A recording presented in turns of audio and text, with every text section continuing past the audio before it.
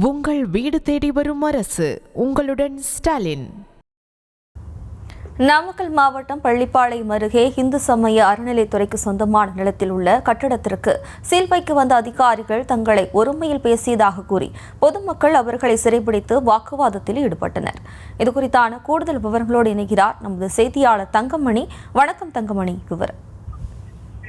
ஜெயஸ்ரீ, வணக்கம். நாமக்கல் மாவட்டம் பள்ளிப்பாளையம் அக்ராகரம் பகுதியில் இந்து சமய அறநிலைத்துறை சொந்தமான விஸ்வேஸ்வரர் திருக்கோவில் உள்ளது. இந்த திருக்கோவிலுக்கு பல ஏக்கராக்கள் கோவிலுக்கு சொந்தமாக நிலங்கள் இருக்கிறது. இந்த வகையில் தான் தற்போது நாமக்கல் மாவட்டம் பள்ளிப்பாளையம் அடுத்துள்ள மாதேஸ்வரன் கோவில், வெடியாரசம்பாளையம் ஆகிய பகுதிகளில் சுமார் 18 ஏக்கரா காடுகள் திருக்கோவிலுக்கு சொந்தமாக உள்ளது. இந்த காடுகளை கடந்த 150 வருடங்களாக இங்கிருக்கின்ற பொதுமக்கள் வேளாண்மை மற்றும் கோழிப்பண்ணை மற்றும் இதர வணிக கடைகள் அமைத்து அவர்கள் வாழ்வாதாரத்தை மேம்படுத்தி வந்தனர். இந்த நிலையில இந்த வேளாண்மை மற்றும் கடைகளுக்கு ஆண்டுதோறும் குத்தகை பணமாக இந்து சமய அறநிலைத்துறைக்கு இங்கிருக்கின்ற பொதுமக்கள் தந்து வருகின்றனர்.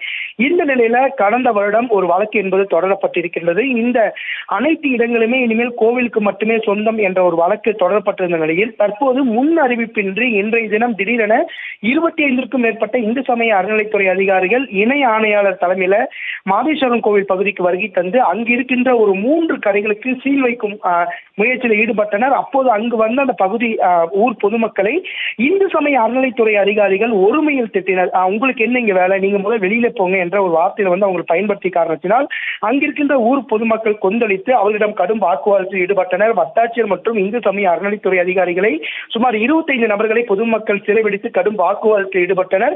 பின்னர் 3 வணிக நிறுவனங்களுக்கு சீல் வைத்த பின்னர் அங்கிருந்து இந்து சமய அறநிலைத்துறை அதிகாரிகள் புறப்பட்டனர். விவரங்களுக்கு நன்றி தங்கமணி. உங்கள் வீடு தேடி வரும் அரசு. உங்களுடன் ஸ்டாலின்.